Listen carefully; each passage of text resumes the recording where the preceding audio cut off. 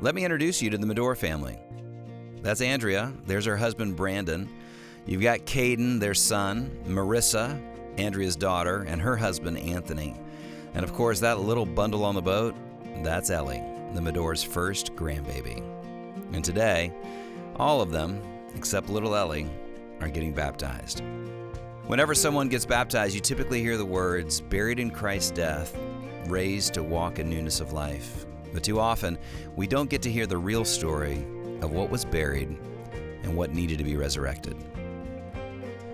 Today, the Madores aren't shy about the affair that drove them to isolation in their own marriage, nor about the one who brought them back to oneness. In fact, the freedom to share their own brokenness has helped other couples find the same grace that resurrected their story and continues to write new chapters of their family life story.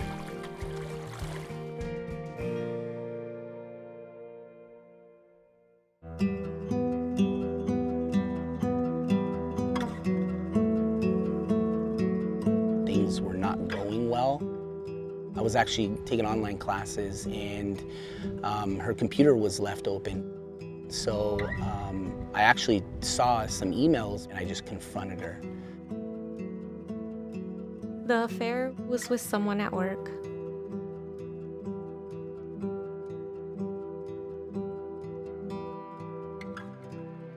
It was devastating. Completely rocked my world. I almost felt like I had like an outer body experience. Like this can't be happening. This is the most wrong thing that you can do in a marriage. There's no way I can stay.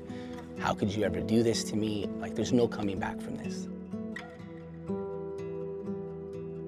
I turned into blaming myself. Like, what did I do wrong?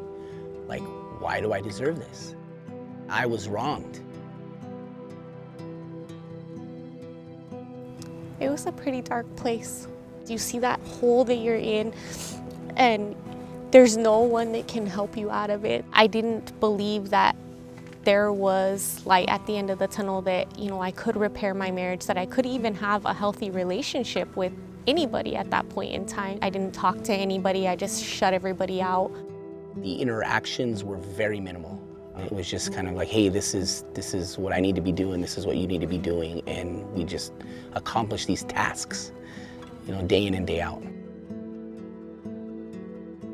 We would pose as everything was going well, but it wasn't. There was no hope in my mind. I felt like a complete failure. I'm broken. I'm bruised. I'm going to be a single dad. I remember sitting on my bed and just thinking, maybe they're better off without me. In my mind, I felt like I wasn't good enough, and I didn't know that I could ever be good enough to be back, as a mother or as a wife. There was no hope for me at all, in my mind. But I was so desperate to get out of the feelings and emotions that I was in, that I was willing to try anything.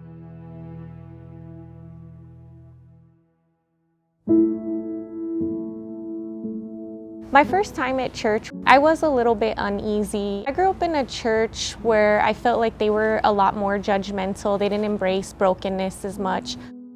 It's a little bit intimidating. Everybody really happy and just praising, raising their hands. That was a little uncomfortable at first. When people come in, everybody looks great. They all have these fun faces on, and they're excited and energized, and yet down below there can be a lot of turmoil and a lot of pain. And so we've come to know that we need to offer some hope and healing. For the first time, I felt welcomed. For me, it was like, okay, let's try this and see if somehow this can kind of patch us up a little bit.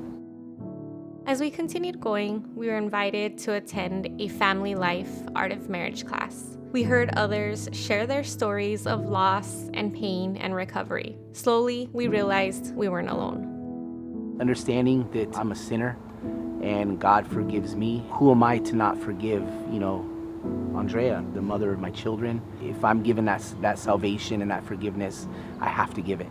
What we went through is helping other people. Probably one of the biggest things is just identifying I need you, God, I need help. And then what is the next step forward? I think we're also laser focused on what our mission is, not only for setting the example for our family now, continuing to grow ourselves in programs like Art of Marriage. Maybe you've been married a little while or you've been married a long time. The refreshing nature of these studies is very helpful and encouraging. I'm super excited to see, what God has in store for us in our future. So while we know the storms are going to continue, we look forward to seeing God's blessings at the end more than anything. And extending that to our kids, extending that to our church body, to our small groups, and anybody who wants to listen, because we're ready. We're ready to tell it. We're ready to help people.